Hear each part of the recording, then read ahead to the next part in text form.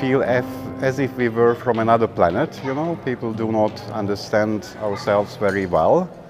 And it takes significant effort not only to explain why are we holding the beliefs, what we are holding, but it takes also significant effort from those who were socialized in the old approach to mental health to open their minds and listen to us. There's people who understood their distress in terms of it's a mental illness model. There are people who completely believe that it's not an illness, it is a socially created, it's a socially constructed thing. And there are other people who understood it as a spiritual breakthrough. I came out of psychiatry, I escaped from psychiatry. And it took a while. I had to decolonize my mind because I was completely colonized in my way of thinking.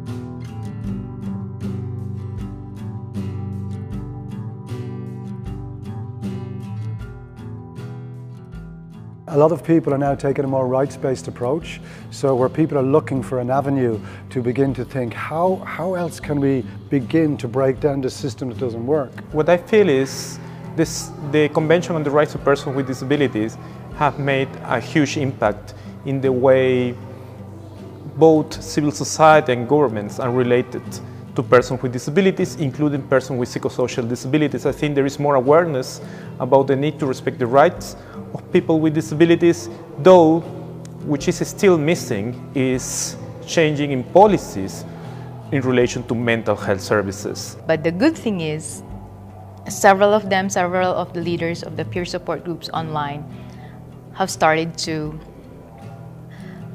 acknowledge the promise, the potential of the human rights and disability perspective in terms of establishing our identity as a sector.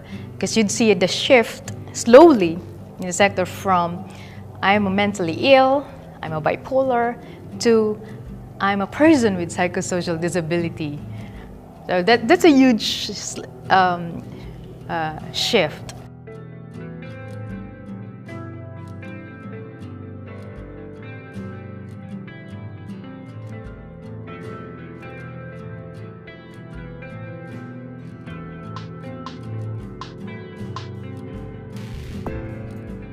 This really disease model.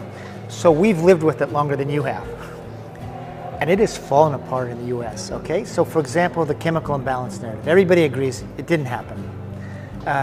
Did they really find the biology of the disorders? They say, no, it didn't happen. How about outcomes with the drugs? They're poor. So actually that scientific narrative in the United States is really starting to fall apart.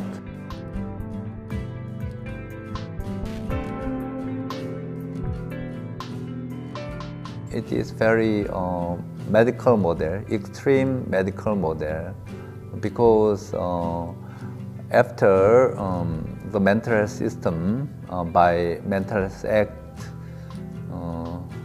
in 1997,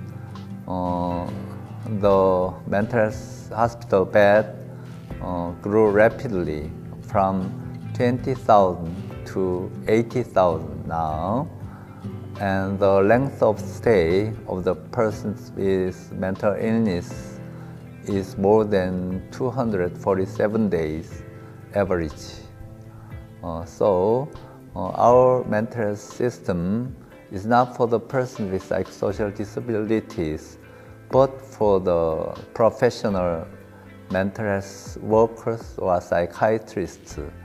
The government is spending huge money, huge budget only for the hospitalization. So we need the way out from this kind of making person deteriorate. So you're at a different point in this cycle. You're still believing in the narrative, and it's still being talked about to your politicians. It's still governing care.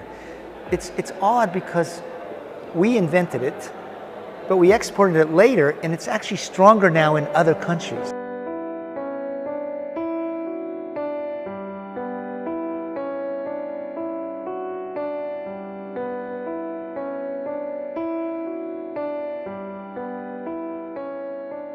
We started out as a mental health project, but then we realized that it's not the right way to go about it, and we really need to ask the question, which is inspired by the CRPD, how do you include someone with a disability within communities? So, and it really changed our perspective. I think it's more than alternatives. They are foundational aspects of participation in society. As a person may need, as a person with, imagine, as a person a wheelchair uses, may need in some cases a personal assistant. Person with psychosocial disabilities may need support for decision making, may need support to living independently in the community, may need support in types of respite services. But this is not part of the mainstream discourse, and that's something that we need to put, because if we want to achieve inclusion, we need to also put attention of the diversity of needs of people. And at the end, everybody needs support. All of us need support to participate in society. Although CRPD is about the rights of people with disabilities, it's overarching worldview. It's about people's rights. So a lot of people are beginning to think, actually, this is something much wider. This is how societies have been able to evolve.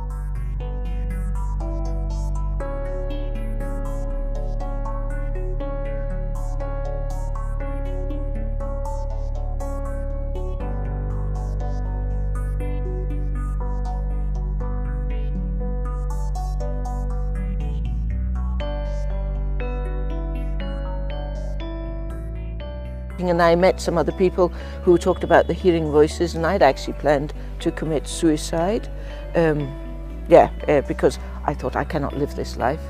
But when I heard some people saying, if you take these glasses on your, put these glasses on, sort of virtual ones, or if you like, and look at things from this angle, and you see that your voices and the symptoms and things are not an illness, but are meaningful, and that meaning can be created and placed in a context, and that set me free. I really remember thinking, oh my God, if that's right, then I can live. Yeah. In the last 3 or 4 years, I work within family constellations. It's a form of engagement where we look at full communities, including their ancestors, and this has led us to, I suppose, to examine trauma as a systemic thing and as an individual thing. So a lot of my work now is working with trauma as a way of understanding the way people live their lives. For me, hearing voices, seeing visions, etc. is who I am.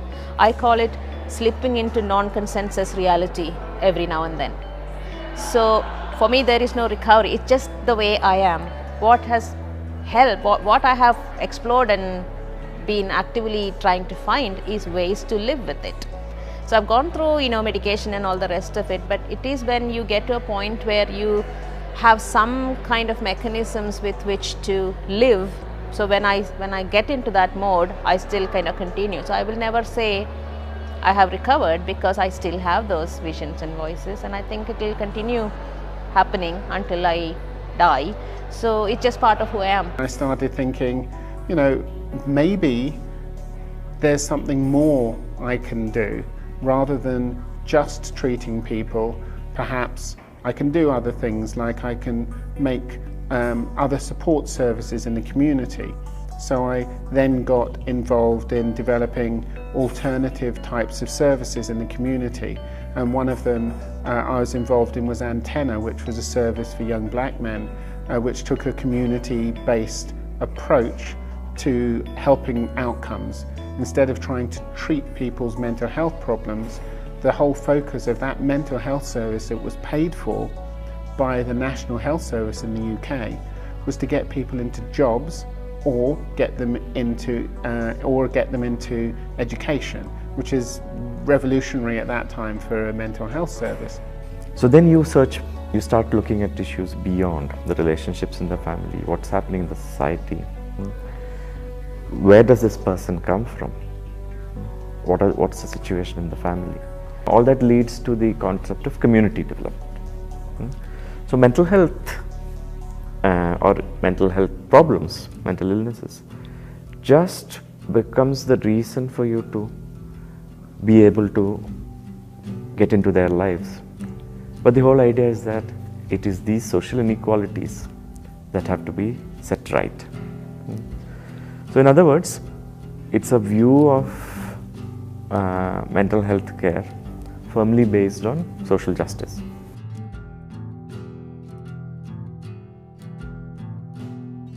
Before I joined the disability movement, every time people talking about mental health, it's always from the psychiatrist perspective.